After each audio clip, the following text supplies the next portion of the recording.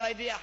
Wahidiyah bukan hanya sebagai hiasan, sebagai kebanggaan, tapi wahidiyah adalah satu amalan, bimbingan dari Mbah Yai Majid. Tidak ada artinya uang kalau tidak kita belikan, tidak ada artinya senjata kalau tidak gunakan. Alat yang diberikan Mbah Yai Majid sudah lengkap sekali. Bidang kesadaran pada Allah SWT, bidang kepada Rasulullah SAW, bidang ekonomi, bidang apa saja, bidang ilmu, bidang kepimpinan. Tapi kalau hanya dihafal, diamalkan, tidak ada artinya. Walau hidup di Kedong Lo, walau mondok di Kedong Lo sekalipun, kalau perlu walau turunnya Mbah Ma'ruf sekalipun, apalagi kalau bukan turunnya Mbah Ma'ruf. Kalau hanya seenaknya aja, lama hal untuk siapa yang tujuan? Bahkan kita nanti di akhirat menganggapnya kita sudah membawa lembar wahidiyah, ternyata bungkusnya saja tidak ada isinya. Hidupnya lah minta-minta ada pengamal yang baru, kita pengamal yang lama melarat minta kepada pengamal yang baru yang lebih tekun daripada kita. Kita para PW seolah-olah khadimul wahidiyah, pelayan perjuangan wahidiyah, pengamal-pengamal kita layani kebutuhannya dalam perjuangan. Tapi kita tetap tidak sampai tujuan. Mereka sampai pada Allah, kita jauh dari Allah Subhanahu wa taala. Mari para PW-PW daerah-daerah, Ina Cancut Taliwondo Batiniyah kita. Banyak dari PW daerah lapor pada saya, "Tuh Romo, jamaahnya ini sudah agak kendor.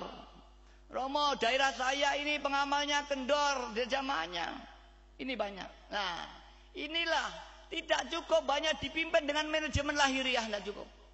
Kamu riyadhah, ibarat orang tua rumah tangga punya rumah tangga yang tanggung jawab pada anak-anaknya. Besok makan apa, pakaiannya apa, sekolah di mana, itu tanggung jawabnya. Semua pramu, semua PW dengan wilayah masing-masing. Pengawal daerahnya itu besok makan atau tidak, sekolah atau tidak, sakit atau tidak, harus bertanggung jawab orang tadi. Ini tidak datang di usbuya ada apa sakit, apa ekonominya hancur, kita doakan supaya diangkat ekonominya. Sakit kita doakan supaya disembuh. Kalau dia lupa, lari, dicari, didoakan daripada disaut iblis nanti warahmatullahi.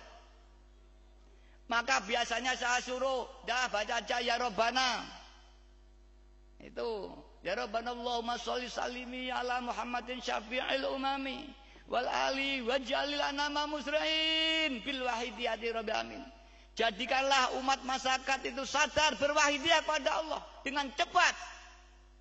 Qarrib alifainana rabbana, dan satulah, jadikan satu hati kami, saling kasih sayang di antara kita sesama pengamal. Maka harusnya setiap imam jamaah, setiap khadimul wahidiyah harus mengamalkan ini untuk dirinya, keluarganya, dan untuk wilayah daerah tanggung jawabnya ini.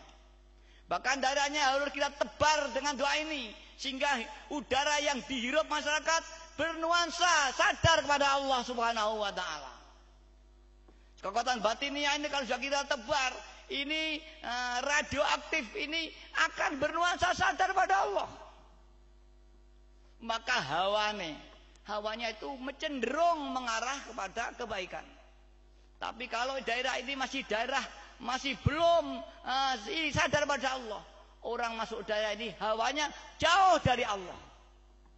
Ini tergantung tokoh-tokoh yang ada di sana. Tokoh hidup, apalagi tokoh mati. Orang Jawa menganggap danyang. Danyang yaitu tokoh-tokoh sesepuh yang ada. Maka ada daerah itu yang hawanya berbuat baik. Ada yang daerahnya itu berbuat tidak baik. Itu biar ketokohannya. Itu harus didatangi, diminta izin. Kita mohon ridhonya bahwa penduduk di sini anak cucunya kita ajak sadar kepada Allah Subhanahu wa taala.